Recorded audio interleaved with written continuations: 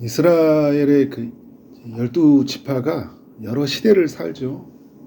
이스라엘 전체가 그렇고 하나님의 아담 이후에 창조 시대, 족장 시대, 그리고 광야 시대죠.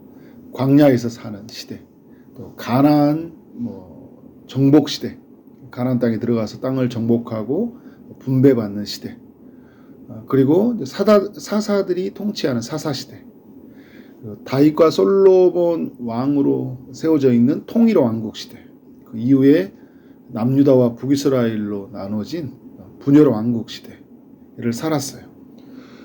분열 왕국 시대 때 북이스라엘은 아수르의 멸망을 당하고 남유다는 바벨론의 포로로 끌려가죠. 70년이 지난 뒤에 이제 바벨론 포로에서 기한을 합니다. 그래서 포로 기한 시대라고 해요. 역대상 9장은 바벨론 포로에서 돌아온 이야기예요. 사람들의 그 족보 이야기를 소개해주고 있죠. 9장 3절을 보니까 유다 자손과 베냐민 자손과 에브라임과 므낫세 자손이 바벨론에서 돌아왔다, 이런 표현을 씁니다. 바벨론으로 끌려간 지파는 우리가 유다 지파로 알고 있는데 돌아온 지파는 이렇게 또 많이 있어요. 이 유다 지파 안에서 조금 좁혀보면 이제 남유다 땅에는 두 지파가 있었죠. 유다 지파와 베냐민 지파가 있었죠.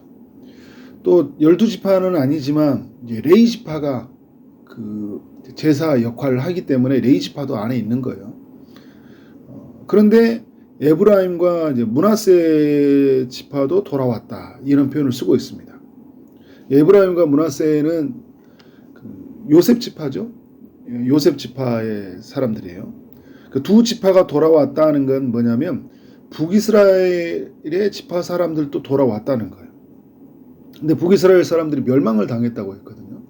멸망을 당했는데 왜 돌아왔느냐?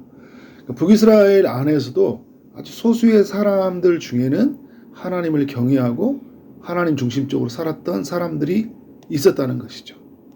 그러니까 이들이 이제 남유다 백성들이 이제 그 베냐민 지파, 레위 지파와 함께 돌아오니까 어떻게 해요? 자기들도 함께 이스라엘로 돌아온 거예요. 소수에 남아있는 사람들이 나도 이제 돌아가서 하나님만 섬기리라, 예배하고 살고 말씀을 전하며 살리라 라는 마음으로 이제 하나님께로 돌아온 거죠. 이게 은혜죠. 9장 그 4절 이하에 보면 남유다, 베냐민, 레위 지파 사람들을 이야기를 해줘요. 이제 포로에서 돌아오는 그 중심의 사람들이 누구인지를 소개해주고 있는 거죠. 9장 6절에 보니까 예루살렘에 돌아와서 정착한 유다 사람들이 690명이라고 합니다. 9장 9절에 보면 베냐민 사람들이 959명이에요. 오히려 베냐민 사람들이 더 많이 왔죠. 베냐민 지파가 정말 이렇게 돌아온 거는 이것도 은혜라고 할 수밖에 없어요. 사사기 때 이들이 거의 멸족이 될 뻔했잖아요.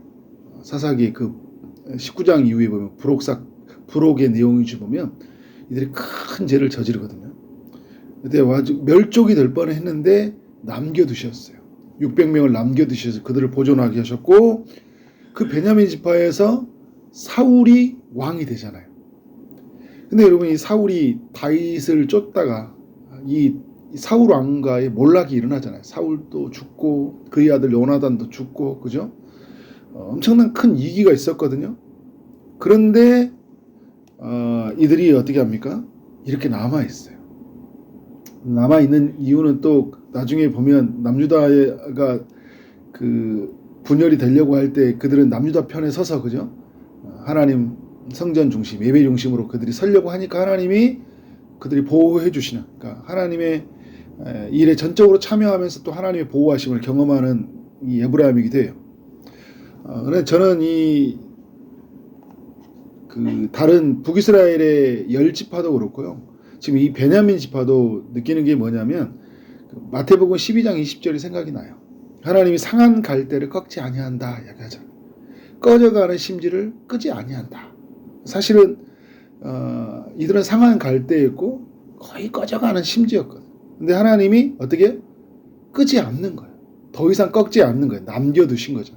회복의 그 불씨를 남겨두셔서 하나님의 때에 그 회복의 불씨들을 돌이키시고 그들을 통해서 회복해 가시는 거예요. 하나님이 이런 분이라는 거죠. 이 하나님을 우리가 만났잖아요. 이 하나님을 만났기 때문에 오늘 우리가 이 자리에 있는 거잖아요. 은혜죠. 9장 10절부터 13절까지는 바벨론 포로에서 돌아온 제사장들, 그리고 14절부터 34절까지는 레위 사람들을 이야기해주고 있어요. 그러니까 이제 10절부터 다 레위 사람들이라고 할 수 있는 거죠. 레위 지파 사람들. 이 레위 지파 사람들이 언제 돌아오게 되죠? 1차 때는 성전 건축을 하는 사람들이 주로 돌아왔어요. 2차 때 에스라와 함께 이 레위 지파 사람들이 돌아와요. 왜냐하면 성전이 건축되고 나서 뭐가 필요할까요? 이제 예배 공동체가 돼야 될 거 아니에요. 처음에는 이런 개척 세대, 굉장히 힘을 많이 쓰고 하는 사람들이 많이 들어오죠. 그런데 그들이 이제 성전을 건축하게 되면 예배를 드려야 되잖아요. 레위 사람들이 집중적으로 돌아와요. 그 사람들을 소개해주고 있습니다. 레위 사람들 중에 17절부터 27절은 성전 문지기로 종사하는 이들이에요. 212명이라는 굉장히 많은 사람들이 돌아왔어요.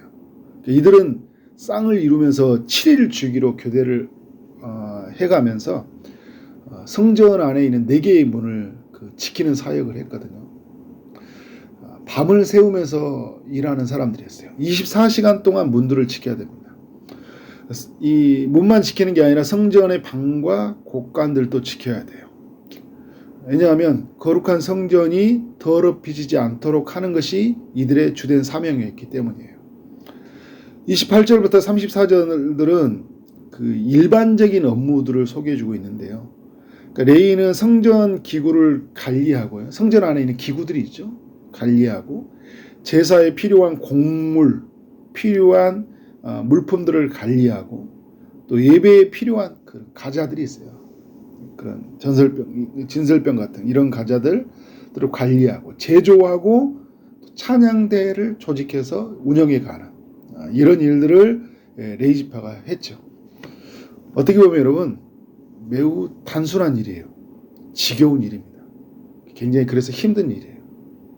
그런데 이 일을 하기 위해서 바벨론에서요 모든 일을 다 내려놓고 왔어요.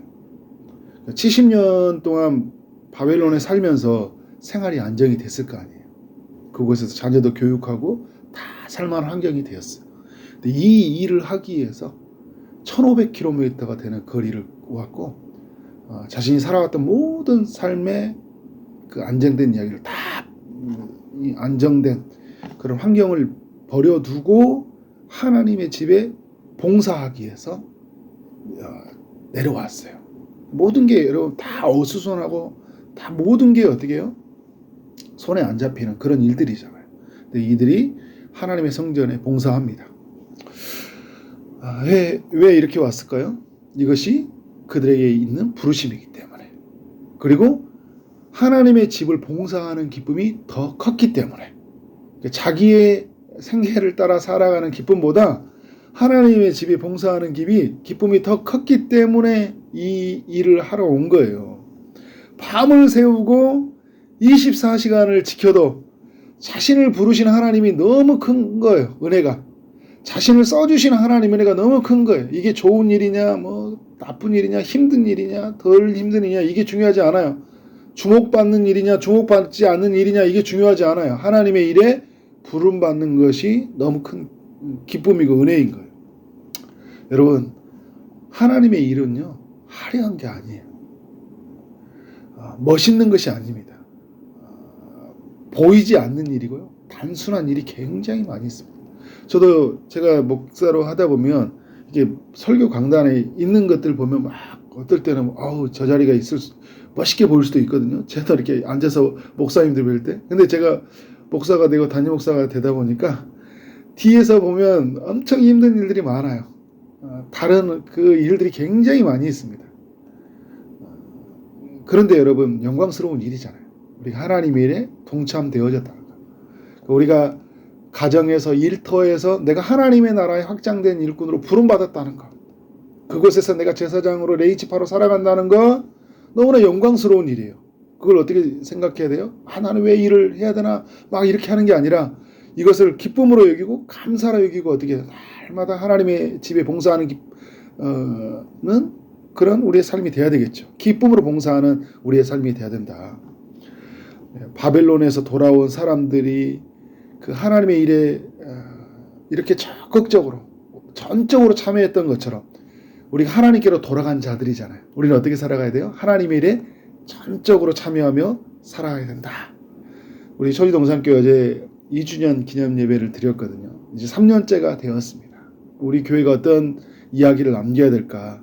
하려 하지 않아도, 우리의 이름이 드러나지 않아도 주님의 일에 참여하는 것이 기쁘고 주님의 이름이 드러나는 것이 최고의 영광으로 여기며 우리는 살아야 된다.